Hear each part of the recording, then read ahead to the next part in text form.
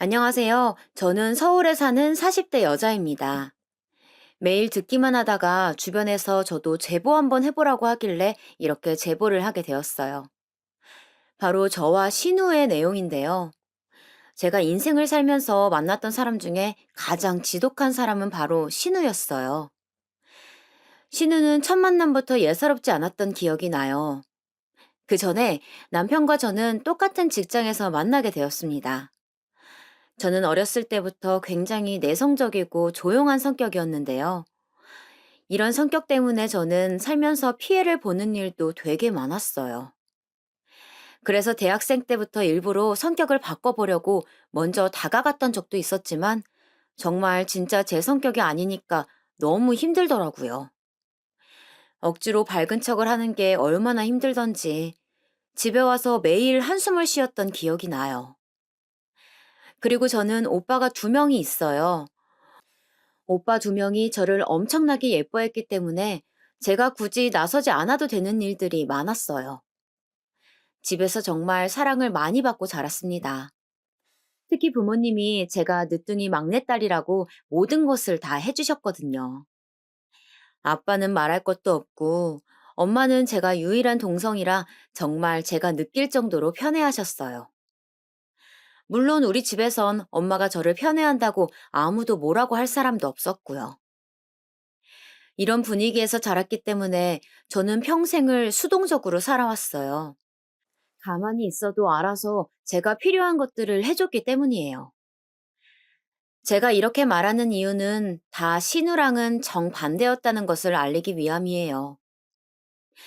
아무튼 남편하고는 직장 동기로 만나게 되었어요. 대학생 때 저는 남들이 다 하는 연애를 해보지 못했어요. 그래서 꼭 직장에 들어가면 연애를 하고 싶었어요. 그렇게 들어간 회사는 신입사원 연수를 길게 했었거든요. 연수원에서 만났던 남편은 굉장히 자기 주장이 강한 사람이었어요. 조용한 저는 외향적인 남편을 보고 반했던 것 같아요. 하지만 소심한 성격 때문에 먼저 다가가지는 못했어요. 그렇게 1년을 뒤에서만 바라보던 기억이 나요. 우연히 부서 이동을 하게 되는 과정에서 마주치는 기회가 많아졌고, 그대로 사귀게 되었습니다. 저야 뭐 무난하고 조용한 사람이라 남편과의 연애에서 싸울 일은 딱히 없었어요. 남편은 그런 제 성격이 좋았다고 하고요. 그렇게 몇 년이 지나니까 나이가 들어가서 결혼 정년기가 되었어요. 저와 남편은 서로가 좋았고 또 오래 만나기도 했고 무엇보다 같은 직장이니까 서로가 서로와 결혼하고 싶어 했어요. 친정집에 먼저 인사를 갔었어요. 부모님은 곱게 키운 딸이 결혼한다고 하니 처음엔 그렇게 막 좋아하시진 않았어요. 시댁이 경제적으로 부유하지도 않았었거든요. 그렇다고 부족하진 않았지만 우리 집이 상대적으로 넉넉하니 그랬던 것 같아요. 하지만 남편의 인성이 좋고 직장도 저랑 같으니까 나중에는 허락하셨어요. 오빠들도 제가 누구와 결혼할지 너무 궁금해했어요. 부모님 몰래 따로 만나기도 했을 정도로요. 우리 집의 인사는 무사히 잘 마쳤고 이제 시댁에 인사 갈 일만 남았을 때 남편이 저에게 말했어요. 자기야, 내가 여동생 있다고 말했었지? 근데 얘가 좀 특이해. 그렇게 나쁜 애는 아니야. 아마 새언니 들어온다고 신나서 좀 들떴을 수도 있는데 너무 나쁘게 보지는 말아줘. 남편은 부모님보다 시누이에 대해 저에게 먼저 알려주었어요. 남편에게 여동생이 있다는 사실은 당연히 연애 때 들어서 알고 있었어요. 특별했던 점은 신우는 이미 결혼했다는 점이에요. 신우는 대학생 때 같은 과 오빠랑 사고를 쳐서 결혼했다고 들었어요. 이미 아기까지 있다고 저는 들어서 알고 있었죠. 그리고 저는 신우와 친하게 지내고 싶었거든요. 왜냐하면 제가 오빠만 두 명이라 어릴 때부터 언니나 여동생을 그렇게 가지고 싶었어요. 오빠들이 워낙 잘해준 것은 맞지만 그것과 별개로 저도 동성 자매가 있으면 얼마나 좋을까 항상 생각했었거든요. 실제로 제 친구 중 자매인 애들은 나이가 들수록 더 친하게 지내더라고요. 다행히 오빠들이 결혼하면서 저도 새언니들이 생겼어요. 새언니들은 워낙 친절하고 착해서 저에게 잘 대해주었어요. 저도 다 커서 언니들이 생긴 게 너무 기뻤죠. 소심한 성격에도 불구하고 제가 먼저 언니들에게 다가가곤 했어요. 덕분에 언니들과 오빠들 빼고 우리끼리 만나서 여행도 갈 정도로 저희는 친하게 지냈어요. 자매가 있다면 이런 기분일까 생각이 들 정도로 정말 가깝게 지냈죠. 그래서 저보다 어린 신우가 있다는 사실은 저에게 정말 기쁜 소식이었어요. 만나기도 전에 신우와 친하게 지낼 생각에 들떴었죠. 시댁에 인사하러 가기 전에 남편과 시부모님 선물을 사러 백화점에 갔었어요. 거기서 저는 시부모님 선물도 선물이지만 신우 선물을 정말 고민하고 골랐던 기억이 나요. 유명 화장품 브랜드에서 고가의 기초 제품을 골랐었어요. 새언니들한테도 물어보고 직원들한테도 몇 번이나 물어보며 결정했던 제품이었어요. 그렇게 시댁에 인사하러 갔던 첫날, 신우이를 처음 봤어요. 그런데 안녕하세요 인사하는데 제 인사를 안 받아주는 거예요. 못 들었나 보다 생각하며 시부모님과 정답게 인사를 나누었어요. 시부모님은 정말 좋으셨어요. 남편이 시아버지 성격을 쏙 빼닮았더라고요. 정말 시원시원하시고 호탕하셨죠. 이런 집안과 결혼한다니 정말 다행이라고 생각하고 있었어요. 그런데 신우는 묘하게 기분이 안 좋아 보이는 거예요. 제 인사를 안 받아줄 때까지는 그냥 기분 탓이라고 생각했어요. 하지만 제가 선물을 건네자 신우가 했던 말을 잊을 수가 없어요. 어머, 언니, 요즘 누가 이 브랜드 써요? 제가 당황해하자 시어머니가 신우에게 왜 그러냐고 나무라셨어요. 저는 머쓱해서 마음에 안 드시면 교환하셔도 돼요. 이렇게 말했어요. 아니다. 내가 대신 쓸게. 정말 고마워. 어머니가 저한테 대신 사과하셨죠. 사실 저 때 시어머니가 나서주지 않으셨다면 저는 결혼을 하지 않았을 거예요. 제가 바보도 아니고 저런 집에 시집 갈 이유는 없잖아요. 신우는 그 뒤로도 계속 뚱하게 있었어요. 그렇게 인사를 마치고 집에 가는데 정말 사실 찝찝했어요. 그래도 시부모님이 좋으셨고 또 무엇보다 남편도 옆에서 뭐라 했었고 제가 남편을 사랑하니까 결혼하기로 마음을 먹었어요. 시어머님도 아니고 신우니까 무시하면 되겠지라고 생각했던 것 같아요. 그렇게 양가 상견례를 했어요. 상견례에는 오빠 두 명과 시누이까지 다 모였어요. 각자 새언니들과 아주버님과 함께 왔죠. 상견례 자리에서 친정 엄마가 신우에게 칭찬을 해도 그냥 큰 반응 없이 살짝 웃기만 해서 나중에 큰오빠가 저에게 신우에 대해 말을 꺼냈어요. 그런데 네 신우 될 사람 좀 까칠한 것 같더라. 긴장되는 상황이라 그랬나 봐. 평소에는 괜찮아. 그래도 결혼하고 가족 될 사람이라 저도 모르게 두둔하게 되더라고요. 그런데 제가 그렇게 두둔을 해도 신우는 저랑 사사건건 부딪히게 되었어요. 당장 결혼식에도 말이에요. 저는 신우가 입은 한복을 보고 정말 놀랐어요. 누가 봐도 신부 한복 같은 화려한 분홍색 한복을 입고 나타났더라고요. 그걸 본 친정엄마는 표정이 약간 안 좋으셨어요. 아무래도 누가 봐도 그 한복은 신부 한복이었거든요. 그래도 좋은 날이니 제가 엄마한테 따로 귀띔했어요. 엄마, 내가 괜찮다고 했어. 엄마는 제가 괜찮다고 했다는 말을 듣자 그래도 조금 표정이 풀어지셨어요. 엄마한테는 괜찮다고 했지만 사실 저도 기분이 좋지는 않았어요. 오죽하면 작은 새언니가 저에게 말했어요. 아가씨, 정말 신우 될 사람 장난 아닌 것 같아요. 천사 같은 언니가 그렇게 말할 정도라니 저도 그제서야 걱정이 들더라고요. 결혼식 당일엔 워낙 정신이 없으니 그렇게 지나갔어요. 그런데 신혼여행을 갔다 와서 선물을 돌릴 때도 신우는 대놓고 저한테 뭐라 하더라고요. 언니, 이거 유행 이미 지난 거 아닌가요? 요즘도 이런 거 써요? 심지어 시부모님께 드린 선물인데도요. 그래서 저도 사람인지라 표정이 굳어졌어요. 시부모님이 오히려 저한테 괜찮냐고 하셨죠. 보다 못한 남편이 한마디 거들었어요. 아니, 너 저번부터 언니한테 왜 그래? 이제 가족인데 사이좋게 지내면 좋잖아. 내가 뭘 했다고 그래?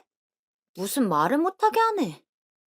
저 때문에 분위기가 안 좋아지는 것 같아서 중간에서 굉장히 난감했던 기억이 나요. 집에 돌아가는 차 안에서 남편이 저에게 말했어요. 동생이 대학생 때 결혼해서 현실 감각이 조금 없어. 사회생활도 안 해봤고, 대학도 졸업 전에 결혼해서 철이 없어. 자기가 이해해주면 안 될까? 남편 말을 듣고 나니 처음에는 약간 안쓰러운 마음도 들었어요. 어린 나이에 사고 쳐서 결혼하게 된 거니까 어떻게 보면 애가 애를 낳은 거잖아요. 제가 나이도 더 많기도 했고 그냥 좋게 넘어가자고 생각했죠. 하지만 그 뒤로도 신우는 여전히 저에게 적대적이었어요. 시댁 행사가 있어서 참여할 때 신우는 단 한 번도 저에게 먼저 인사한 적이 없어요. 또한 제가 말을 걸어도 항상 시큰둥했죠. 신우는 누가 봐도 저에게 좋은 감정은 아니었어요. 처음에는 저도 잘 지내고 싶으니까 먼저 다가가 보려 노력했지만 그때마다 반응이 안 좋으니 저도 시무룩해지더라고요. 원래 잘 다가가지도 못하는 성격인데 진짜 계속 연습해서 다가가 봐도 반응이 너무 냉대하니까 오히려 머쓱해지더라고요. 그래서 신우를 만나기 전에는 긴장도 정말 많이 했어요. 시어머니, 시아버지보다 신우 만나는 게 무서울 지경이 되더라고요. 그러면서 제가 새언니들과 잘 지내니까 역으로 신우와도 잘 지내고 싶다는 게 어쩌면 제 이기적인 마음이라고 생각도 들었어요. 그래서 어느 정도 시간이 지나고서는 저도 그냥 서로 대면대면하게 지내면 되겠다고 생각했어요. 그런데 신우는 제가 다가오지 않자 오히려 기분이 더 안 좋아 보였어요. 아니, 오히려 그 이후로 저에게 더 적대적이더라고요. 저는 어렸을 때부터 딱히 무력이 없었어요. 부모님이 뭐를 사다 주신다고 해도 정말 필요한 게 없어서 오히려 고민일 때가 많았죠. 그래서 제 돈으로 직접 비싼 물건을 사본 기억은 없어요. 부모님께서도 그래서 이런 제 성격을 신기해 하셨죠. 그런 저를 잘 아는 새언니들이 저에게 선물을 많이 해주는 편인데, 제가 어느 날 큰 새언니가 준 가방을 시댁 행사에 들고 간 적이 있었어요. 언니, 그거 언니가 샀어요? 못 보던 건데. 아, 이거, 저희 새언니가 사줬어요. 언니네 새언니는 정말 착하네요. 선물도 사주고. 언니도 저한테 선물 좀 해줘요. 네? 뭐 아가씨 뭐 가지고 싶으신 거 있으세요? 장난이에요. 전혀 장난이 아닌 것 같았어요. 이때도 시아버지가 저에게 대신 사과하셨던 기억이 나요. 시부모님도 아가씨가 저런 말을 할 때마다 굉장히 난감해 하셨어요. 하지만 남편이 말했던 것처럼 대학 졸업도 전에 아기를 낳고 결혼한 신우여서 시댁에서는 굉장히 아픈 손가락이더라고요. 저에게 신우가 저럴 때마다 말리시긴 하셨지만 정말 딱 신용만 내더라고요. 시부모님도 적극적으로 말리시지 않으니까 신우는 저만 보면 속을 긁어대기 시작했어요. 남편이 아무리 말려도 그 순간뿐이었어요. 그리고 신우에게 아이가 한 명 있었는데 시댁 행사에 오면 항상 아이를 저에게 맡기더라고요. 사실 저와 남편은 아이를 결혼하자마자 가지고 싶었어요. 그런데 무슨 일인지 아이가 안 생기더라고요. 그래서 정말 많이 노력도 하고 그렇게 좋다고 유명한 병원에도 많이 찾아다녔어요. 그런데도 아이가 생기지 않아서 남편과 저는 정말 마음고생이 심했었죠. 그런데 갈 때마다 그걸 아는지 모르는지 항상 저에게 아이를 봐달라고 하는 거예요.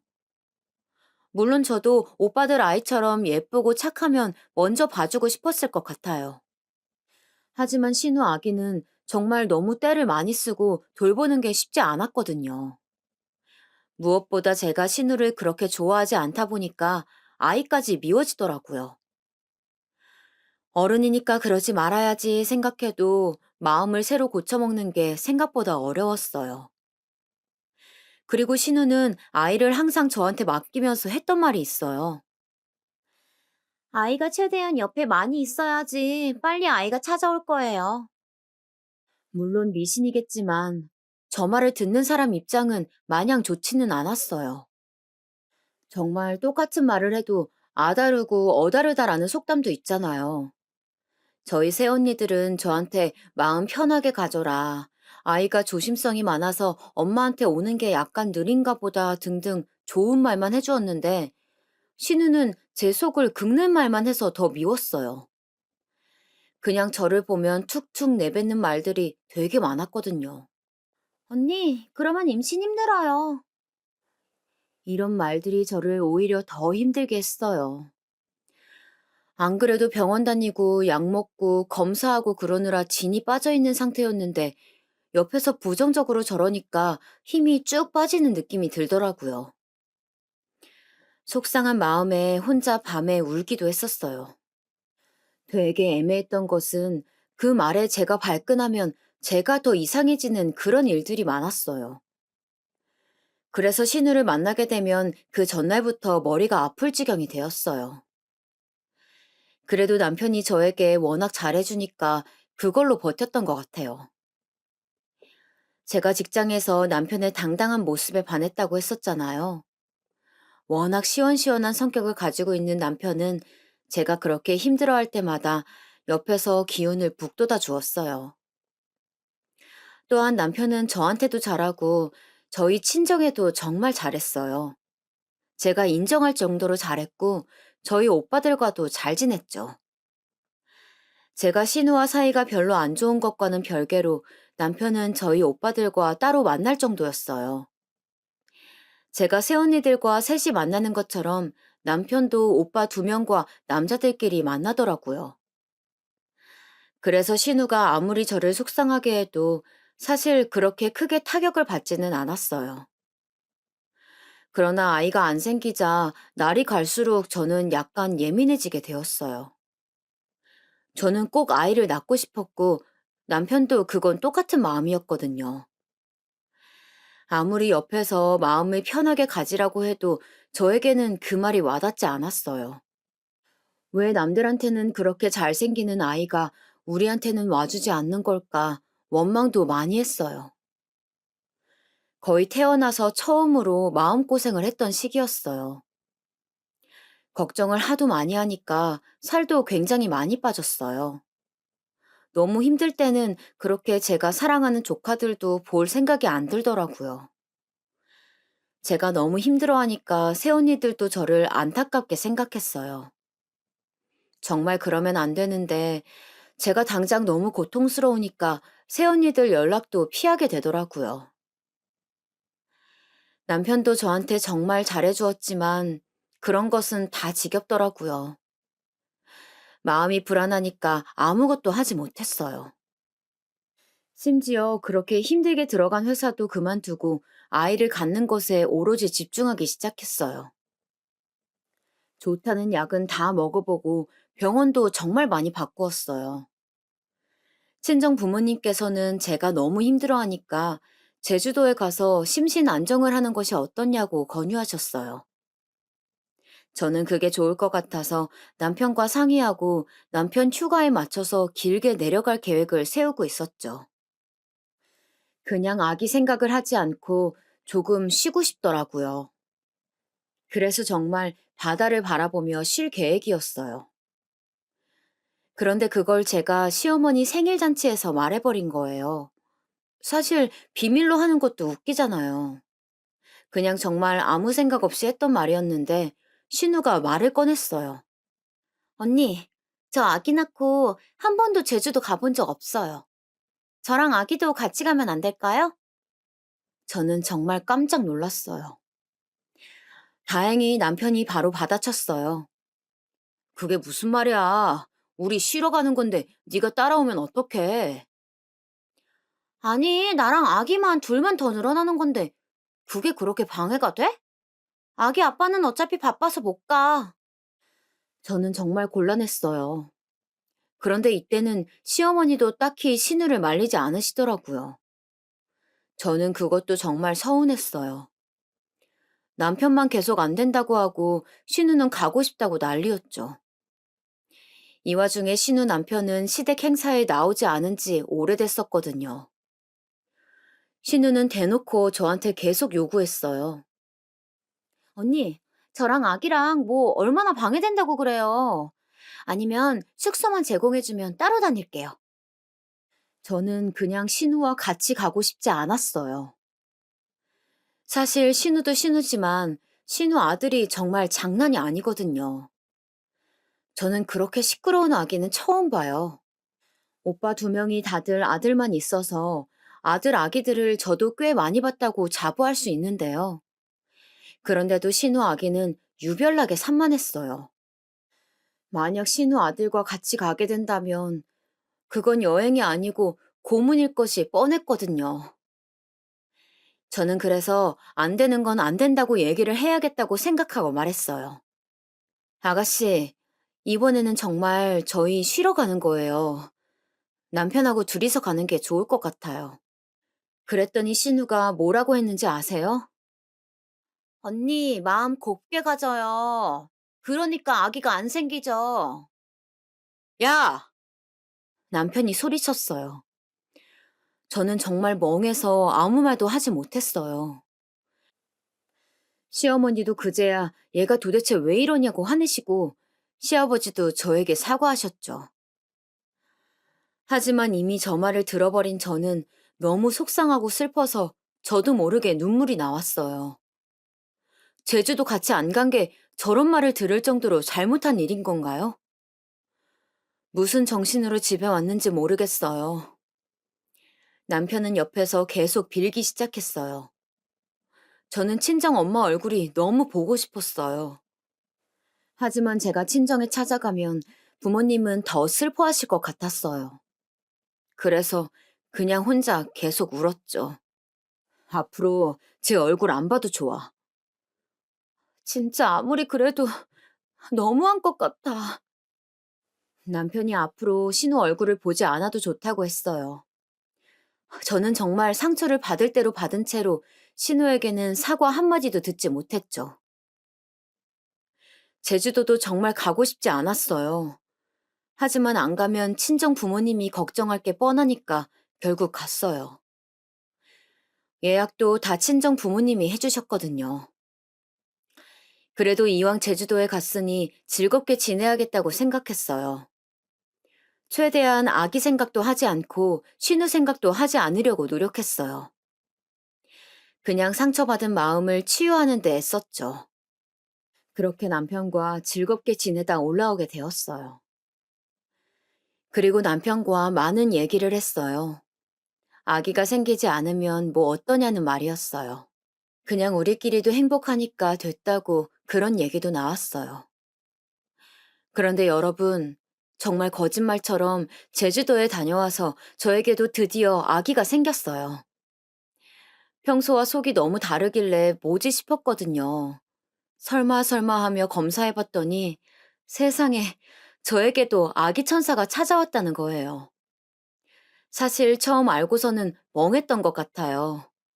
텔레비전이나 영화에서 보면 사람들이 막 기뻐서 울고 소리치고 그러잖아요. 그런데 저는 정말 처음 확인하고 멍했어요. 이게 현실인지 꿈인지 구분이 안 되더라고요. 사람이 이렇게 당황하면 꿈을 꾸는 기분이 들잖아요. 그래서 무작정 남편이 퇴근하기를 기다렸어요. 퇴근한 남편에게 보여주니까 남편도 굳더라고요. 잠시 후 남편이 울기 시작했어요. 남편이 우는 걸 보자 저도 그제야 현실로 돌아왔어요. 한참을 둘이 껴안고 울었어요. 저는 정말 살면서 그런 기분을 처음 느껴봤어요. 아직도 그때의 분위기가 생각이 나요. 그러고 가장 먼저 한 일은 저희 친정에 알리는 거였어요. 엄마, 할머니 된 거 축하해. 어머, 이게 무슨 일이야? 어머, 세상에. 엄마는 정말 난리가 나셨죠. 과묵하시던 아빠도 정말 기뻐하셨어요. 오빠들과 새언니도 자기 일처럼 너무 좋아했어요. 특히 작은 새언니는 소식을 듣자마자 울었어요. 이렇게 오랫동안 기다려온 아기가 생겨서 정말 기뻤어요. 남편도 시부모님께 알렸고 시부모님도 저에게 축하를 해주셨어요. 신우는 생각도 안 났어요. 그렇게 저는 임신기간 내내 과보호를 받으며 살았어요. 특히 친정에서 저를 정말 많이 챙겨주었어요. 제가 안 그래도 늦둥이 막내딸이라고 말했었죠. 저희 엄마가 정말 지극정성으로 저를 키우셨는데 제가 임신하니까 거의 우리 집에서 사셨어요. 저는 평생 들어본 적도 없는 진귀한 음식들을 가지고 오셨어요. 무슨 임산부 요가도 다니라고 하시고 황제 대접을 제대로 받았었죠. 그리고 정말 놀라웠던 점은 제 아이가 딸이라는 사실이었어요. 저와 남편은 사실 성별은 크게 상관이 없었거든요. 그냥 아이 자체를 원했기 때문에 아들이어도 딸이어도 아무 상관이 없었어요. 그런데 저희 오빠 두 명이 다들 아들만 있었거든요. 큰 오빠는 심지어 아들 세 명을 낳았어요. 작은 오빠는 아들이 두 명이었고요. 저는 조카가 다섯 명 다 아들이었던 거죠. 그래서 친정에서는 다 같이 모이면 독수리 오형제라고 부르기도 했었어요. 아들 손주만 여러 명인 우리 집에 딸이라니 정말 난리가 났어요. 친정 부모님은 대놓고 너무 좋아하셨어요. 특히 친정엄마는 너무 행복하다고 우셨죠. 그리고 새언니들도 자기들은 아들밖에 없다고 너무 기대된다고 저보다 더 설레했어요. 오빠들도 정말 좋아하고 우리 집에선 그냥 대놓고 제가 아이를 가진 후로는 축제였어요. 그렇게 임신 기간이 지나고 출산을 하게 되었어요. 아, 신우는 임신 기간 동안 단 한 번도 보지 않았어요. 남편이 알아서 신우와 만나지 않게 조절을 잘 해주었거든요. 시부모님도 저에게 신우 얘기를 꺼내지 않으셨어요. 덕분에 아주 편하게 태교를 했죠. 그렇게 딸을 출산하고 친정에 산후조리를 하려고 가게 된 첫날, 저는 정말 깜짝 놀랐어요. 주차장에 내렸는데 엄마가 저를 어느 벤츠 앞으로 데려갔어요. 친정엄마가 제 출산을 누구보다 좋아하시고 기다리셨던 것은 잘 알고 있었어요. 하지만 엄마가 저한테 벤츠를 사줄 거라고는 전혀 예상하지 못했었어요. 저는 처음에 엄마가 새로 사신 차인 줄 알았어요. 우리 딸, 손녀 낳느라 너무 고생 많았어. 엄마가 너를 처음 낳았을 때가 생각이 난다. 정말 너무너무 행복해. 이제 아이 키우면서 아이 데리고 어디 다닐 때도 많을 텐데, 벤츠는 선물이야. 엄마, 이게 다 뭐야? 나 너무 놀랐어. 아이 힘들게 가지느라 정말 고생 많았어, 우리 딸. 마음고생했던 것만 생각하면 눈물이 나와. 이제 다 잊고 새 출발하자, 우리. 진짜 엄마한테 정말 고마웠어요. 엄마가 저를 예뻐하시고 우리 딸의 탄생을 누구보다 기다리셨던 것을 알고 있었지만 이렇게 벤츠를 선물해 줄 줄은 몰랐거든요. 그렇게 저는 황제처럼 친정에서 산후조리를 했어요. 오빠들도 새언니 두 명도 찾아와서 많이 도와주었어요. 산후조리가 끝나고 남편과 집으로 돌아갔는데 시부모님에게 연락이 왔어요. 아기가 보고 싶다는 연락이었죠. 그런데 남편이 저한테 조심스럽게 말하더라고요. 여보, 당신만 괜찮으면 동생도 와도 될까? 동생이 엄마 통해서 연락이 왔어. 자기도 아기가 보고 싶다고 했대. 사과 한마디 듣지 못했지만 이상하게 아기를 낳고 나니까 저도 많이 유해지더라고요. 아이를 출산하고 육아를 하면서 느낀 건데, 신우도 참 어린 나이에 힘들었었겠다 생각했어요. 그래서 일단 알겠다고 했어요. 그렇게 시부모님과 신우가 우리 집으로 오게 되었어요. 신우는 아이도 데려왔어요. 시부모님들은 아이를 정말 예뻐하셨어요. 신우 아이도 아들이었거든요. 이렇게 양가에 아들 손주밖에 없는데 제가 첫 딸을 낳았으니 얼마나 예뻐하셨겠어요. 신우는 제 기대와 달리 딱히 변한 게 없더라고요. 그래도 대놓고 적대적이진 않았어요. 어쩌면 시어머니가 미리 입단속을 시킨 걸 수도 있고요. 신우 아들은 역시나 시끄러웠어요. 이미 친정에서 오빠 아들들을 봐왔지만 정말 비교가 되더라고요. 아기를 꼬집을까봐 초조해하며 지켜봤어요. 그렇게 집에서 밥을 먹고 시부모님을 배웅해 드리려고 주차장으로 내려갔어요. 그런데 마침 시부모님이 차를 제 벤츠 옆에 주차해 놓으셨더라고요. 엄마, 그 벤츠 장모님이 사주셨어. 남편이 벤츠가 제 것이라고 말하자 신우는 눈에 띄게 표정이 굳어졌어요. 시부모님은 너무 부럽다고 하셨어요. 그러면서 당신들이 챙겨주지 못해서 미안하다고 하셨죠. 저는 정말 괜찮아서 괜찮다고 대답했어요. 신우는 그날 역시나 인사도 하지 않고 돌아갔어요. 그렇게 저는 신우랑은 이렇게 대면대면하게 지낼 줄 알았죠. 그런데 며칠 뒤 신우에게 연락이 왔어요. 언니, 저 지금 동창회 가는데 타이어가 망가진 것 같아서요. 언니 벤츠 오늘만 써도 될까요? 동창회가 우리 집 근처더라고요.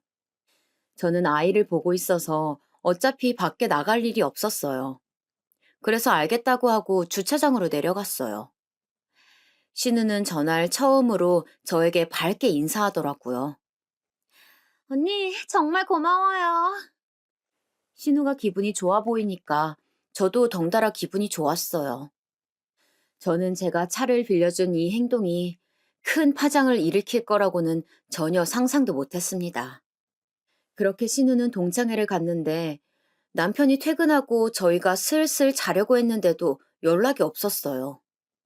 무슨 일 있나 싶었지만 밤이 늦은 것 같아서 일단 잤어요. 그리고 다음날 연락을 했는데, 아, 언니, 벤츠요?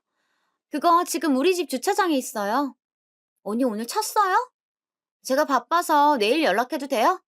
오늘은 저도 쓸 일이 없긴 해요. 그러면 이번 주 내로 가져다 주세요. 신우는 알겠다고 하더라고요. 저는 아기가 많이 어렸기 때문에 집에만 있어서 정말 차를 쓸 일이 저 때는 없었어요.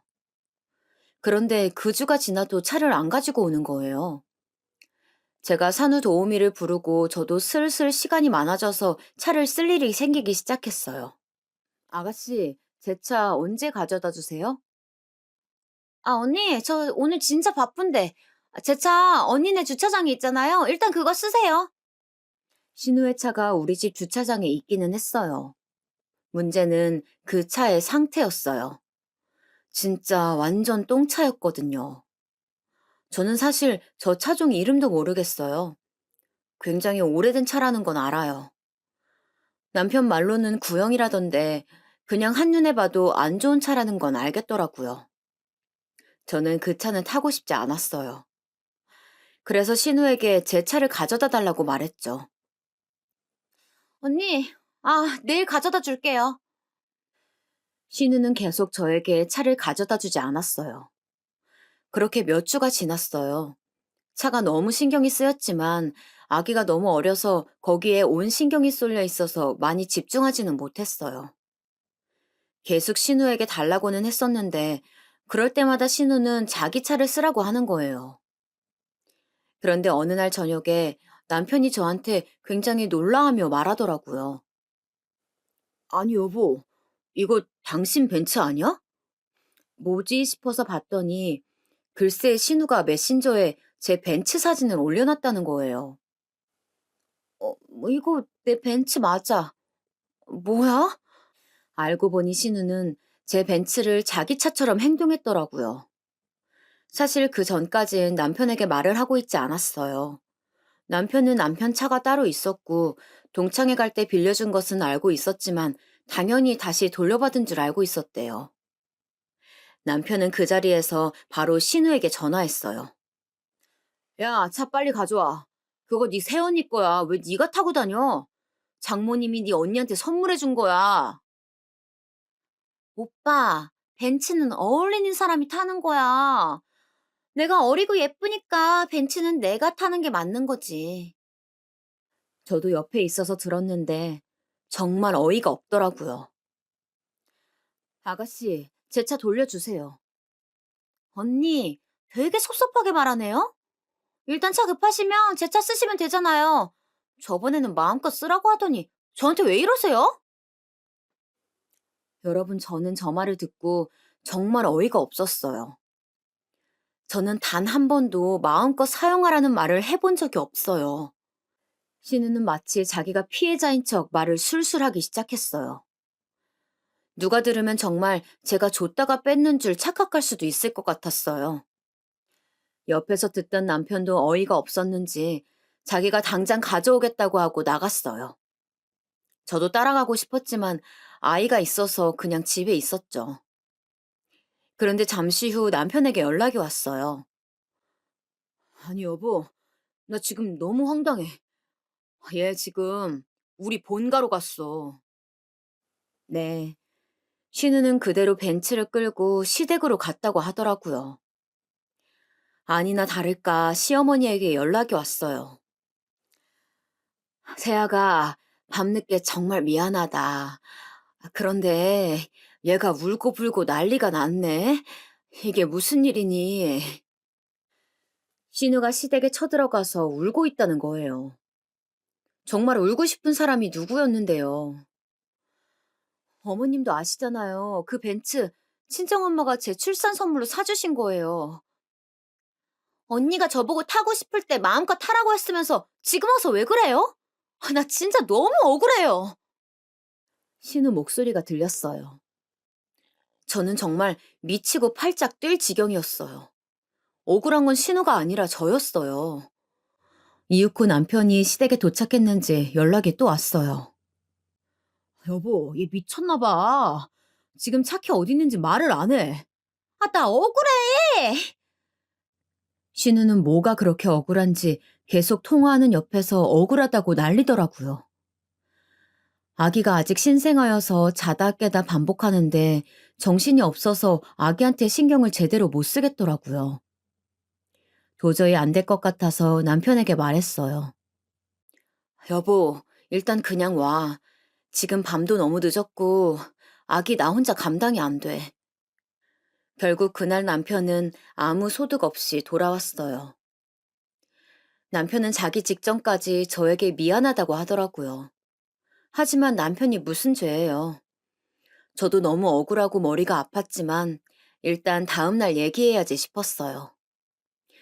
그리고 다음날 일어나자마자 신우에게 연락했어요. 아무리 제 성격이 참고 산다고 해도 이건 아니잖아요. 그동안 나를 얼마나 무시했으면 저렇게 행동할까 생각도 들었어요.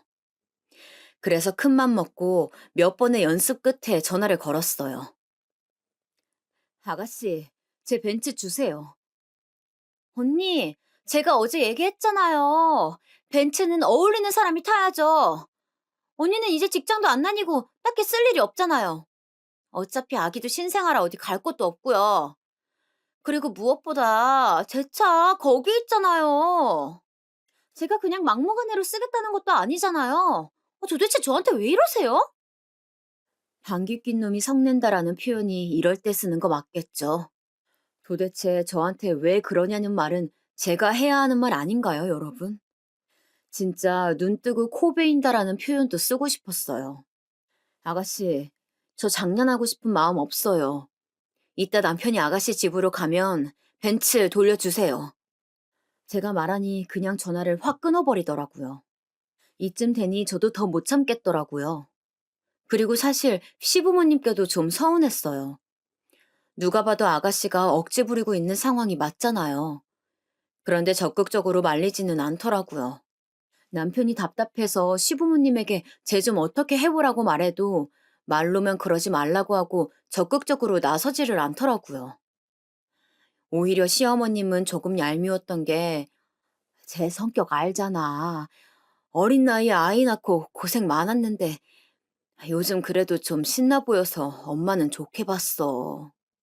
누가 보면 대학생 때 아이 낳는 걸 누가 억지로 그렇게 시킨 줄 알겠어요. 그러면서 저희 친정이 잘 사니까 벤츠 한 대 정도는 괜찮지 않냐는 뉘앙스더라고요. 진짜 말이 안 되잖아요. 아무리 친정이 여유 있게 산다고 해도 벤츠 선물을 뺏어가면 안 되는 거잖아요. 그렇게 신우가 행복해 보이는 게 좋으면 시부모님이 사주시면 되잖아요. 도저히 그럴 여유는 없으니 저에게 그냥 주는 게 어떻냐는 뉘앙스였어요. 사람이 너무 황당하면 말문이 막힌다던데 제가 딱 그랬어요. 처음에야 정신이 없어서 그냥 넘겼지만 이제 저도 너무 화가 나더라고요. 그리고 그냥 제가 제 돈으로 사서 쓰던 차면 더 참았겠어요. 하지만 그거는 친정엄마가 제 출산 선물로 사주신 거잖아요. 엄마가 저 고생했다고 우리 딸 예쁘다고 사주신 건데 자기가 타고 다니면 어떡하나요? 엄마 얼굴 생각해서라도 그건 안 되겠더라고요. 막말로 저보다 신우가 제 벤츠를 더 많이 타고 다닌 것 같았어요. 아니, 정말 그건 사실이었어요. 제가 아기 낳고 아기가 신생아라 잘 움직이지도 못해서 벤츠는 많이 타보지도 못했거든요. 제 차를 무슨 자기가 선물 받은 것처럼 잘만 타고 다니는 신우에게 화가 났어요. 무엇보다 신우에게 대놓고 뭐라고 말도 못하는 제가 너무 싫더라고요. 그렇게 너무 속상해하고 있는데 작은 오빠에게 연락이 왔어요. 저도 모르게 반가워서 오빠에게 울면서 다 털어놓았죠. 작은 오빠는 제가 우니까 처음엔 굉장히 당황했어요. 그러나 제가 울면서 말을 하자 갑자기 그대로 있으라고 하더라고요. 잠시 후에 큰 오빠와 작은 오빠 그리고 친정엄마 셋이 집으로 찾아왔어요. 저도 모르게 저를 그렇게 예뻐하고 아끼는 사람들을 보자 눈물이 더 나오더라고요.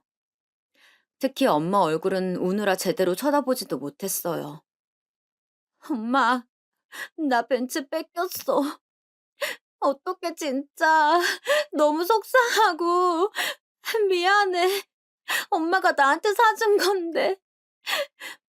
얘는 뭐가 미안하니? 됐어. 친정 식구들을 보자 저도 모르게 그동안 당했던 것들이 생각났어요. 그냥 좋은 게 좋은 거지 싶어서 이제까지 말을 안 하고 있었는데 억울한 마음이 커지자 저도 모르게 말을 술술 하게 되더라고요. 신우만 만나면 내가 듣고 싶지 않았던 말을 골라서 듣게 되니까 정말 힘들다고 말했어요. 너무 막무가내라 시부모님이 말려도 듣지도 않는다고 했죠. 특히 저에게 상처였던 제주도 사건도 얘기를 꺼냈어요. 그런 말까지 들으면서 내가 그동안 이런저런 일을 당했었다고 울면서 말했죠. 큰오빠는 그 말을 듣고 화를 주체하지 못하겠다고 밖으로 나갔어요. 작은 오빠는 신우에게 전화하겠다고 난리를 쳐서 말리느라 정말 고생했어요. 그런데 친정엄마는 이상할 정도로 침착하더라고요. 엄마, 괜찮아? 내가 괜히 말했나 봐. 미안해. 엄마는 한동안 조용히 있었어요. 그러더니 일어나시고 저한테 말했어요. 일어나, 나가자. 저도 모르게 일어나서 엄마와 나갔어요. 엄마는 오빠들에게 제 딸을 잘 보고 있으라고 말했어요. 둘 다 아기 키워본 경험은 있으니까 문제 없었어요. 저는 엄마가 어디를 가는지도 모르고 따라 나섰어요. 그렇게 저희가 도착한 곳은 백화점이었어요. 엄마는 명품관 쪽으로 바로 가셨어요. 그러더니 당신 옷은 사지도 않고 제 옷만 사기 시작하는 거예요. 그것도 누가 봐도 명품 로고가 크게 박힌 옷들로요. 저는 평소에 이런 옷들은 사지도 않거든요. 엄마는 매장에서 가장 명품 로고가 제일 크고 화려한 옷들만 골라서 저를 입혔어요. 엄마, 왜 그러는 거야? 잔말 말고 입어. 뭐? 벤츠에 어울리는 사람? 엄마는 한참을 제 옷을 골라주었어요. 그렇게 저는 머리부터 발끝까지 명품으로 치장한 채로 백화점을 나섰어요. 사실 살면서 이런 경험은 처음이라 어색했죠. 저는 명품에 정말 관심 자체가 없었거든요.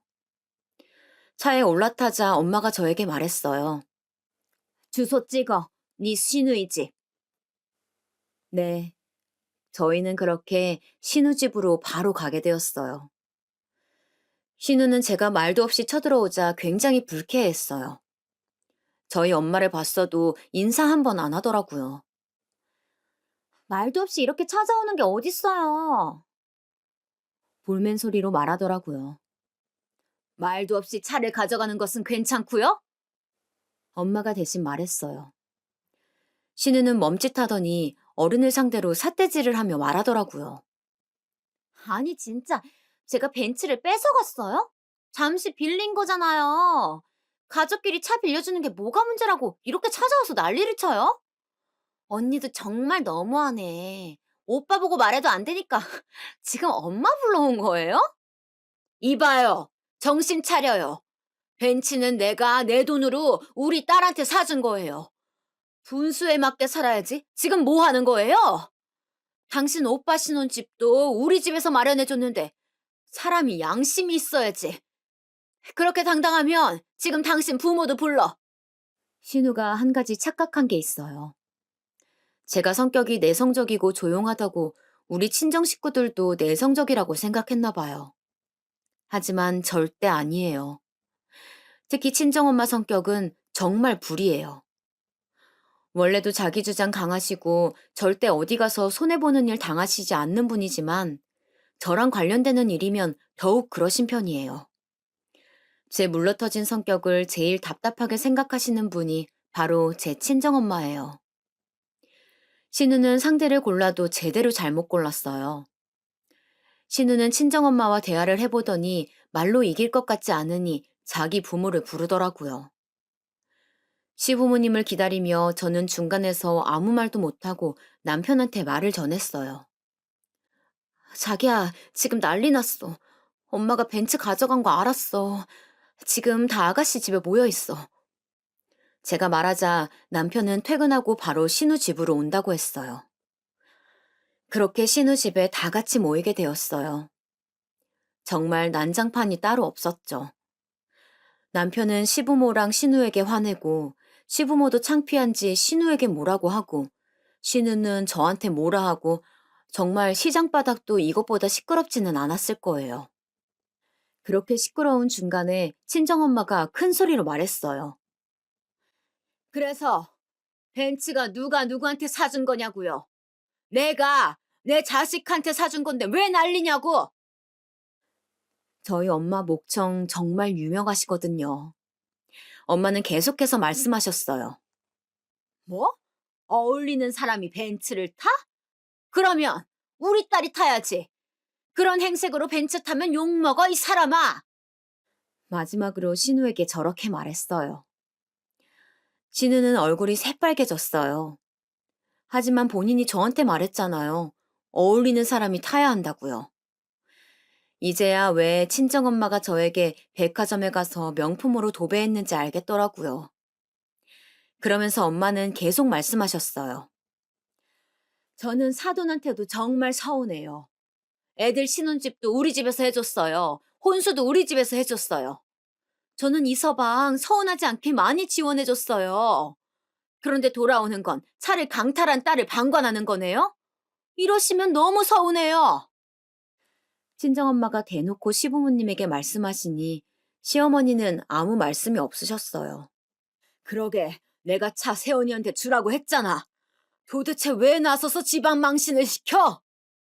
시아버지는 그제야 신우에게 뭐라 하시더라고요. 시어머니도 한숨을 쉬시며 신우한테 그만하라고 하더라고요. 남편은 창피하다고 밖으로 나간 지 오래였어요. 신우는 그렇게 말을 잘하더니 아무 말도 못하더라고요. 친정엄마의 기에 눌린 것 같았어요. 얼마나 저를 무시했으면 친정엄마를 보고도 그렇게 삿대질을 할 수 있는 걸까 생각하니 마음이 아팠어요. 막상 친정엄마가 대놓고 자기 부모에게도 뭐라고 하니 아무 말도 못하는 게 정말 통쾌하더라고요. 엄마는 마지막으로 말했어요. 차키 내놔요. 다시는 벤츠 탐내지도 말아요. 그리고 그 똥차 빨리 가져가요. 벽 떨어져. 신우는 울면서 차키를 가져왔어요. 엄마는 신우 손에 있는 차 열쇠를 빼앗듯이 가져왔어요. 그리고 제 손에 쥐어주셨죠. 너무 착해서 걱정이었는데 앞으로 이렇게 근본도 없는 사람이랑은 상대도 하지 마라. 그리고 제 손을 잡고 끌고 나왔어요. 밖에 있던 남편은 친정엄마를 보자마자 죄송하다고 하더라고요. 이서방이 무슨 잘못이야. 들어보니까 이서방도 정말 고생 많았더라. 엄마는 그렇게 저를 우리 집으로 데려다 주셨어요. 차키는 남편에게 주었고 남편이 벤츠를 몰고 집에 돌아왔어요. 돌아오는 차 안에서 가만히 차를 타고 가는데 저도 모르게 웃음이 나오더라고요. 신우에게 당했던 말들과 엄마가 신우에게 했던 말들을 차례로 곱씹어 보는데 정말 통쾌했어요. 엄마, 정말 고마워. 나 그동안 쌓였던 거 다 내려갔어. 저는 진심으로 엄마에게 고마웠어요. 내가 너 그런 소리 들으라고 결혼시켰니? 그동안 왜 참았어? 엄마 속상할까 봐 그랬지. 나는 네가 또 가만히 듣고 있었던 게 더 속상해. 앞으로 이런 일이 있으면 말해. 내가 아주 지구 끝까지 쫓아가서 없애줄 거야. 저 말을 듣는데 저도 제 딸한테는 이런 엄마가 되어주어야겠다고 생각했어요. 엄마를 생각하면 이렇게 든든한 마음이 들게끔 하고 싶었어요. 그리고 우리 집에 도착해서 내려서 주차장에 벤츠를 주차했어요. 벤츠를 보는데 정말 뿌듯하더라고요. 원래부터 내 거였는데 이제 앞으로 잘 타고 다녀야지 생각하며 벤츠 문을 열었는데 여러분, 저 정말 깜짝 놀랐어요. 아니, 벤츠 내부가 완전 신우 아들 사진으로 도배가 되어 있는 거예요. 아주 그냥 자기 차였더라고요. 신우 아들 사진이 여기저기에 있고 차 안은 완전 쓰레기장이었어요. 신우가 얼마나 보여주기에 진심인지 알게 되더라고요. 각종 영수증이나 쓰레기가 나뒹굴고 트렁크 안에도 신우 아들의 물건들이 많았어요. 차 뒷좌석에는 신우 아들 장난감이 굴러다녔어요. 심지어 아이 카시트까지 있더라고요. 정말 신우는 제 차를 잠시 빌려간 게 아니고 자기 차라고 생각했던 것 같아요. 그러지 않고서야 저럴 수가 없겠더라고요. 남편은 자기가 대신 치우겠다고 저보고 올라가라고 하더라고요. 저도 보고 있자니 머리가 아파서 집으로 올라갔어요. 아이는 오빠들이 보고 있더라고요. 오빠들을 보자 웃음이 나와서 상황 설명을 하기 시작했어요. 오빠들은 제 얘기를 듣더니 정말 엄마 성격 어디 안 간다고 웃더라고요. 그렇게 상황은 마무리가 되는 줄 알았어요. 그런데 여기서 가만히 있을 신우가 절대 아니죠.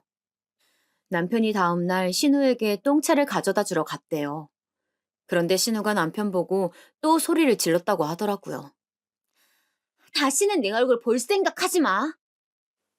그랬다던데 남편은 거기다 대고 그래, 좋아. 라고 했다고 하네요. 정말 제 남편이지만 듣고 얼마나 웃었는지 몰라요. 신우는 남편이 그렇게 대답할 줄 몰랐나 봐요. 당황하더니 당장 자기 눈앞에서 사라지라고 했더래요. 남편은 저에게 신우는 이제 신경 쓰지 말라고 했어요. 사실 저도 시댁 식구니까 걱정했던 것은 사실이에요. 하지만 남편이 저렇게 나와주니 내심 고맙더라고요. 그렇게 아무 일 없다는 듯 시간이 지나서 명절이 되었어요. 그동안 시댁 식구들에게 연락은 딱히 오지 않았어요. 할 말이 있으면 남편 통해서 서로 했죠. 조용히 지내다 추석이라 시댁에 갔는데 시어머니가 저한테 먼저 얘기를 꺼내시더라고요. 저번 일은 나도 미안하다. 사실 제가 어릴 때 아이를 낳아서 혼자 기르는 것 보고 내가 마음이 많이 아팠어. 머리로는 저러면 안 된다고 생각했지만 본인이 너무 행복해하니까 말릴 수가 없더라고. 시어머니가 저렇게 말씀하시는데 사실 시어머니 잘못은 없잖아요. 아무리 가족이라 해도 생각이 똑같을 수는 없으니까요. 저도 그냥 겉으로는 그래서 괜찮다고 했어요. 사실 친정엄마가 시댁 가기 전에 전화로 말했어요. 딸, 만약 시댁에서 너 곤란하게 하면 엄마한테 당장 전화해. 엄마 대기하고 있을게. 엄마가 저렇게 말해주니까 정말 고마웠어요. 이렇게 벤츠 사건은 끝이 났어요. 신우는 저 뒤로 저한테 직접적으로 뭐라고 말한 적은 없어요. 아마 뭐라 하고 싶어도 저희 엄마가 어떤지 너무 잘 아니까 뭐라 하지도 못할 거예요. 저 사건 이후로 신우하고는 애초에 잘 안 마주치기도 했어요. 남편이 알아서 제가 못 만나게 하더라고요. 그리고 어쩔 수 없을 때 마주쳐도 예전처럼 스트레스 받으며 만나지 않아요. 신우도 저에게 함부로 하지 못하고 저도 이제 별 관심도 없어요. 저는 이번 기회로 엄마가 얼마나 든든하게 느껴졌던지 한동안은 엄마 얼굴만 봐도 웃음이 나왔어요. 그리고 엄마가 사주신 벤츠는 아주 잘 타고 있어요. 친정엄마가 애초에 제가 아기 키우면서 여기저기 다닐 기회가 많이 생길 거라 사주신 거라고 했잖아요. 그 말이 정답이더라고요. 요즘 아기 데리고 이곳저곳 많이 다니는데 정말 즐거워요. 제가 새언니 두 명과 친하다고 했잖아요. 아기 데리고 친정엄마까지 다 같이 놀러 다니는데 이런 게 행복이구나 싶었어요. 또 조카들도 어찌나 제 딸을 예뻐해 주는지 보고만 있어도 웃음이 나와요. 친정 식구들이 저에게 이렇게 든든한 방패막이가 되어주니까 정말 행복해요. 친정엄마는 저 사건이 지난 이후로도 계속 저에게 말씀하셨어요. 만약 네 신우가 괴롭히면 말해. 아주 입버릇처럼 말씀하세요. 그리고 새언니들도 저에게 그랬어요. 아가씨 괴롭히면 우리가 쫓아갈 거야. 이렇게 저를 생각해주는 사람이 많은데 제가 신우 한 명 때문에 스트레스 받을 필요 없다고 생각해요.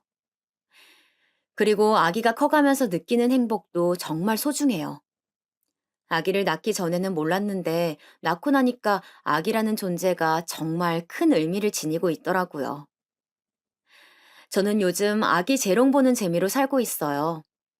혼자 딸이라 친정에서 얼마나 사랑을 많이 받고 있는지 몰라요.